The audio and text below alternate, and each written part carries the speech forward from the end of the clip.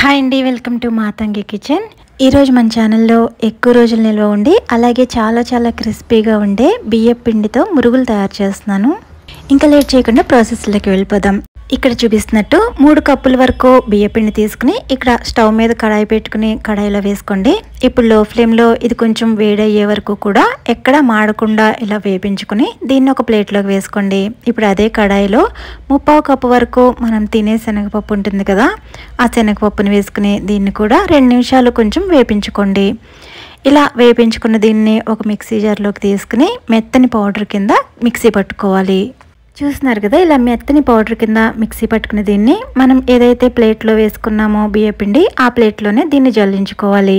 జల్లించుకోగా మిగిలిన ఈ రవ్వ లాంటి దీన్ని పక్కకు తీసేయండి. ఇప్పుడు స్టవ్ మీద గిన్నె పెట్టుకుని మనం ఏదైతే కప్పుతో బియ్యం పిండిని కొలుచుకున్నామో అదే కప్పుతో 3 కప్పుల వరకు నీళ్లు వేసుకుని ఈ నీళ్లు కొంచెం మరిగించుకోండి.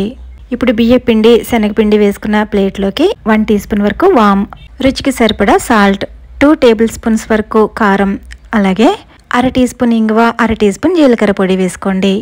ఇప్పుడు ఈ పొడులన్నీ కూడా బాగా కలిసేటట్టు అంతా ఒకసారి కలుపుకోండి. మీరు ఇంట్లో తయారు చేసిన వెన్న అయినా పర్లేదు, లేదా బయట కొన్న బటర్ అయినా పర్లేదు, ఇలా 3 టేబుల్ స్పూన్స్ వరకు వేసుకోండి. ఇలా బటర్ వేసుకున్న తర్వాత పిండికి ఈ బటర్ మొత్తం బాగా పట్టేటట్లు బాగా కలుపుకోవాలి. మనం ఎంత బాగా అయితే కలుపుతామో మురుగులు అన్నవి అంత క్రిస్పీగా వస్తాయి. చూస్తున్నారు కదా, ఇలా బటర్ బాగా కలిపిన దీనిలోకి మనం ఏదైతే నీళ్లు మరిగించామో ఆ నీళ్ళని కొంచెం వేసుకుంటూ ఒక పక్క నుంచి ఇలా స్పూన్తో కలుపుతూ నీళ్లు వేసుకోండి. నీళ్ళన్నీ ఒకేసారి కాకుండా ఇలా చూసుకుంటూ వేసుకోండి.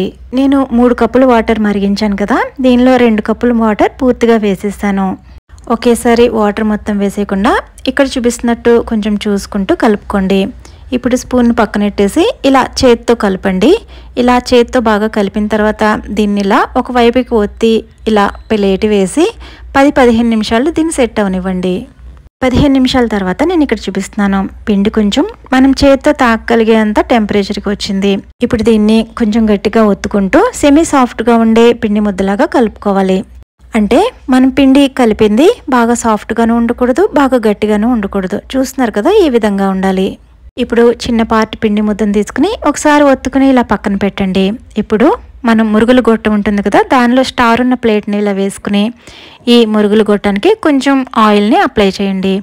ఈ ఆయిల్ అనేది మొదటి వాయు వేస్తున్నప్పుడు అప్లై చేయండి, అన్నిసార్లు అవసరం లేదు. ఇప్పుడు మనం ఏదైతే పిండి ముద్దని ఇలా పక్కన పెట్టామో దాన్ని ఈ మురుగులు గొట్టంలో పెట్టండి.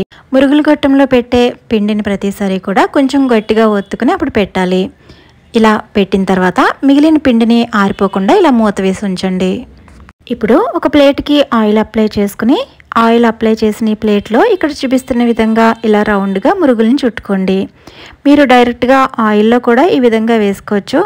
అయితే ఈ షేప్ అనేది రావడం కోసం ఇలా ప్లేట్లో వేస్తున్నాను నేను. మురుగులు ఈ విధంగా ప్లేట్లోంచి తీయడం మీకు ఇబ్బందిగా అయితే ఇలా ప్లేట్ బోర్లించి వేసి దీని మీద మురుగుల షేప్ వేసి దీన్ని ఈజీగా చేతిలోకి ఇలా వేసుకోవచ్చు. ఇలా వేసుకుంటే మురుగుల షేప్ అనేది పాడవకుండా ఉంటుంది. ఇప్పుడు దీన్ని బాగా హీట్ అయిన ఆయిల్లో డిప్ చేసుకోండి. వీటిని మంచి డార్క్ బ్రౌన్ కలర్ వచ్చేంత వరకు కూడా వేపించుకోండి. అప్పుడే ఇవి చాలా క్రిస్పీగా ఉంటాయి. ఇవి 1 నెల వరకు కూడా స్టోర్ ఉంటుందండి. అయితే మన ఇంట్లో వాళ్ళు అప్పటి వరకు కూడా వీటిని ఉంచరు.